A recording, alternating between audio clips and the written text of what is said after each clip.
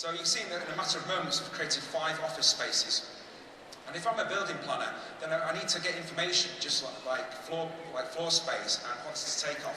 And this information is available at the push of a button. Okay, we might also want to do some more analysis as well. So for example, we might be interested in energy usage. So at this time of year, we might want to be interested in how much lighting and how much heating we need in this design. So we can do a solar study. So we put in the coordinates of the location in Waltham, Massachusetts, and we can see just by moving this slider, we can see where the sun goes and how the shadows appear. So we can see sun up is around about 7 AM, and as we move the slider over, we can see the shadows move across the building until we get to the evening sunset around about 5 PM. Okay, so you see SolidWorks Live Building, a fantastic new tool for designing buildings in 3D and collaborating with customers and suppliers. Great, Neil. Thanks a lot.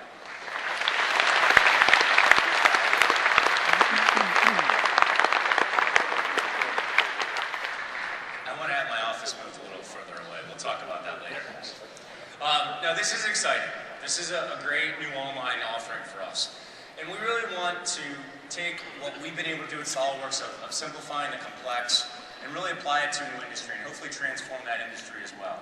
We're very excited about the opportunity we have. We have a lot to learn, quite frankly, and it's going to be a journey. We have many questions that we're going to work with the community out there to answer, but we're very, very excited. We expect the SolidWorks Live Building product to be available later this year, and there'll be more to